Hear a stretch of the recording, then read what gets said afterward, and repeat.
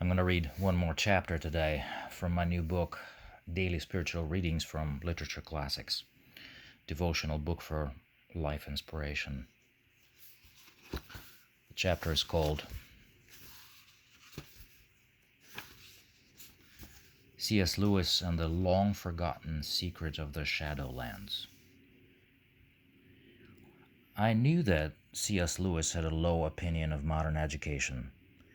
Yet Professor Diggory's words about schools at the beginning and end of the Chronicles of Narnia intrigued me greatly. At the beginning of The Lion, the Witch, and the Wardrobe, he says to Peter and Susan, who don't yet believe in the existence of Narnia, "Logic," said the professor half to himself. "Why don't they teach logic at these schools?" When I read that, I thought, why logic? What's logical about believing in a thing one cannot see? At the end of The Lion, the Witch, and the Wardrobe, Professor exclaims again, "Bless me, what do they teach them at these schools?" This time he says to the children not to talk about their adventures to anyone unless don't mention it to anyone. Don't mention it to anyone else unless you find that they've had adventures of the same sort themselves. What's that? How will you know?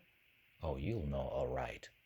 Odd things they say, even their looks, will let the secret out. Keep your eyes open. Bless me, what do they teach them at these schools? Then it dawned on me. It is indeed highly illogical to assume the impossibility of seeing something just because I believe it can be seen. It is perfectly logical to assume that others might be able to see something I cannot yet, or the other way around. Curiously, this seeing or not seeing is all in Plato, as Professor Diggory pointed out in The Last Battle. It's all in Plato, all in Plato. Bless me, what do they teach them at these schools? He says it when the children and the friends of Narnia see the Narnia in Narnia at the end of the story.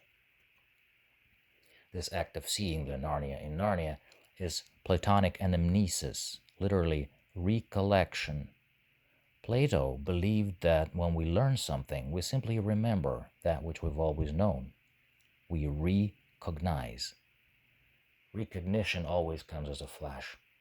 Our eyes open and you see something in something else.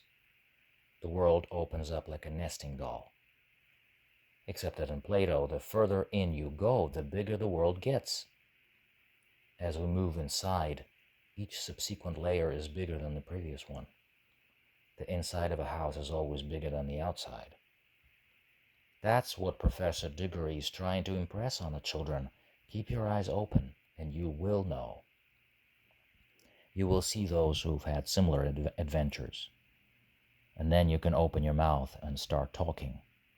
You will see it in their eyes. They have seen something too. You will recognize the Platonic anamnesis in their eyes. You won't need proof or explanations. You both have seen. This is proof enough. You just know. It is very logical to believe in what you can see with your own eyes. There can be no skepticism left when you have seen. Schools don't teach that. They don't teach us to see Narnia in Narnia. They teach that there is nothing beyond appearances. Here's how Lewis sums it up in The Weight of Glory. Almost our whole education has been directed to silencing the shy, persistent inner voice. Almost all our modern philosophies have been devised to convince us that the good of man is to be found on this earth. Modern education binds people to the earth. It consistently teaches us not to see beyond the visible. And yet we long to see the Narnia in Narnia. Somehow we know we live in the Shadowlands. This world reminds us of something else. We have forgotten what, but we want to know. We look at all those shadows and yearn for something we can't find anywhere in the world under the sun. The heart knows the secret of the Shadowlands, even though the mind consistently denies it. At the end of the story, Professor Diggory comforts Lucy with these words as she bemoans the loss of the old Narnia. All of the old Narnia that mattered, all the dear creatures, have been drawn into the real Narnia through the door. And of course, it is different as a real thing is from a shadow, or as waking life from a dream.